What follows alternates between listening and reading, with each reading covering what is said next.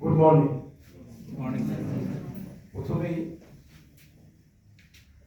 যারা আমরা এখানে উপস্থিত আছি, আমার মঞ্চে আছে স্যার আছেন, রাখি, আপনারা আইএসডির অনেকে আছেন, বিভিন্ন ইন্ডাস্ট্রি থেকে এসছেন, আইটিআই থেকে এসছেন, ছাত্ররা এসছেন, ছাত্রীরা এসছেন, সবাইকে আমার যথাযথ জায়গায় সম্মান জানিয়ে দু একটা কথা বলার চেষ্টা করছি।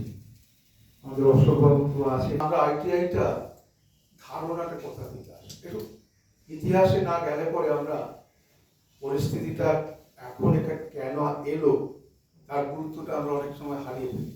আসলে কি আমাদের একটা ছোটবেলা থেকে একটা টেন্ডেন্সি হয়েছে, সেই চাকরিটা যদি যে মাসহারা আমি পাই তা দিয়ে যদি আমার সংসার চলে যায় তাহলে আর আমার আকাঙ্ক্ষা কিছু নেই, আর যদি না চলে তাহলে আমাকে আবার কিছু অন্য ব্যবস্থা করতে হবে। এই বেসিক জায়গা থেকে এখান থেকে কিন্তু বেরিয়ে আসে, তাহলেই অ্যাপ্রেন্টিস অ্যাওয়ারনেস যে ওয়ার্কশপ সার্থক।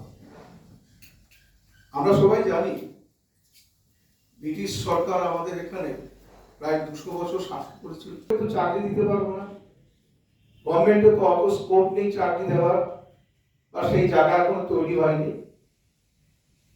তখন চিন্তা ভাবনা করা হলো এরা যদি কিছু হাতের কাজ জানে বা ফ্যামিলি থেকে কিছু অকুপেশনাল কিছু যদি অর ট্র্যাডিশনাল কিছু যদি ওদের জানা কিছু থাকে, বৃত্তিমূলক কিছু, সেই জায়গাটাকে যদি আমরা ডেভেলপ করতে পারি, সেই জায়গাটার উপরেই চিন্তা ভাবনা করে 1956 থেকে আমাদের দেশে তখন কিছু কিছু আইটিআই শুরু হয়েছে। এইগুলো তখন ট্রেনিং কাম প্রোডাকশন সেন্টার ছিল, ট্রেনিংও হতো, এই ট্রেনিংসদের দিয়ে প্রোডাকশন হতো, সেইটা বাজারে চলে যেত, অ্যাকুরেসিও মাপা হতো। এইবারে যখন ছেলেরা এই ইন্ডাস্ট্রির সাথে এই ট্রেনিং গুলো পাচ্ছে, তাহলে তার এবার ইন্ডাস্ট্রির রেভলিউশন শুরু হলো, মানে 5 ইয়ার্স প্ল্যানিং গুলো তখন এসে গেল আমাদের দেশে, ইন্ডাস্ট্রি রেভলিউশন শুরু হলো, ইন্ডাস্ট্রি আসতে শুরু করলো। তাহলে ইন্ডাস্ট্রি যখন আসলো তখন আমার তো ইন্ডাস্ট্রিতে লোক লাগবে কাজ করার জন্য, তখন সেই তৈরি কাজ জানা ছেলেগুলো কোথায় নেই। এদেরকে তো একটা পার্টিকুলার জায়গায় জায়গায় ট্রেনিং দেওয়া হচ্ছে, পার্টিকুলার বিষয়ে ট্রেনিং দেওয়া হচ্ছে, তাহলে ওদের সেই ট্রেনিংটা নেই। তখন ঠিক করা হলো, ঠিক আছে, আইটিআই থেকে যে ছেলেরা পাস টাস করে যাবে তাদেরকে আমরা ওখানে একটা ট্রেনিং দেব, তার নাম হলো apprenticeship training under certain terms and condition. এবং তখন একটা অ্যাক্ট তৈরি করলো, 1961 অ্যাক্ট। এই 1961 থেকে ইন্ডাস্ট্রিতে এই ছেলেগুলো আইটিআই থেকে বেরিয়ে গিয়ে কি করবে তার একটা রেডিনেস, ওখানে 1 বছর থাকবে। এইটা পরবর্তীকালে 2015 চিন্তা করো, প্রচুর সময় বেরিয়ে গেছে।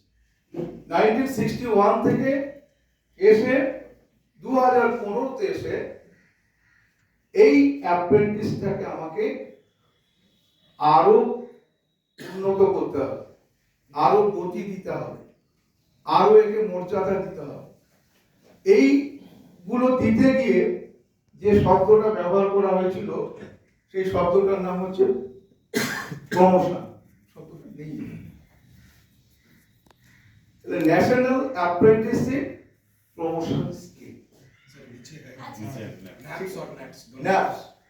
এই প্রমোশন শব্দটা এই জন্য ব্যবহার করা হবে, যা আছে পরিস্থিতি সেটাকে আরো উন্নত করতে হবে। এবার আমি কি চাইছি, আমি চাইছি আমি ছাত্র, পড়াশোনা করছি, আমার একটা চাকরি দরকার। আমার দেশ কি চাইছে, স্কিম। অন্যদিকে দেখা যাচ্ছে এই 2015-তে এইটাকে এত বেশি উন্নত করার কারণটা কি হলো, সার্ভে করে দেখা যাবে যে আমাদের দেশে একটা ডেমোক্রেটিক ডিভিডেন্ড আছে, তার একটা বেনিফিট আছে। সেটা কি রকম না, আমাদের দেশে ওয়ার্কিং গ্রুপে অর্থাৎ এই 14 থেকে 59 বা 18 থেকে 59 এই যে বয়সের যে সংখ্যাটা, লোক সংখ্যাটা অন্যান্য দেশের তুলনায় অনেক বেশি। ইন চায়না, জাপান, এদের যে লোক সংখ্যা আছে তার ম্যাক্সিমাম লোক সংখ্যা বৃদ্ধ অথবা বাচ্চা, শিশু। তাহলে ওয়ার্কিং গ্রুপের যে লোকটা ইন্ডিয়া, তাহলে ইন্ডিয়া সেটা একটা জিনিস জেনারেট করতে পারে, সাম স্কিল ওয়ার্কফোর্স, যেটা বাইরের দেশেও এই স্কিলটা আমরা পাঠাতে পারি। তাহলে we have got wide scope. আমরা হাতে কাজ শিখলে আমরা যেমন রুজি রোজগারের একটা জায়গা পাই, তেমনি আরেকটা জায়গা পাই আমার ন্যাশনকে এগিয়ে দিতে। তাই এটাকে ন্যাশনালি একটা স্বীকৃতি দেওয়া হলো যে সিস্টেমটাকে আমাকে আরো উন্নত করতে হবে। তখন সিস্টেমটার নাম হলো ন্যাশনাল অ্যাপ্রেন্টিসশিপ প্রমোশন স্কিম। এরপরে আবার রিসার্চ চলতে থাকে আরো কিভাবে কি করে। সম্ভবত 2021 ন্যাপস 2 এ আরো একটু ডেভেলপ। এই ডেভেলপমেন্টটা কি, কেন করলো?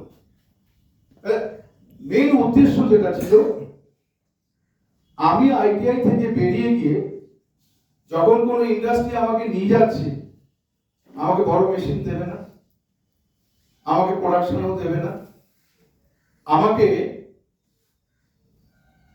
এরা ওদের গতিতেও আনবে না। কি করবে?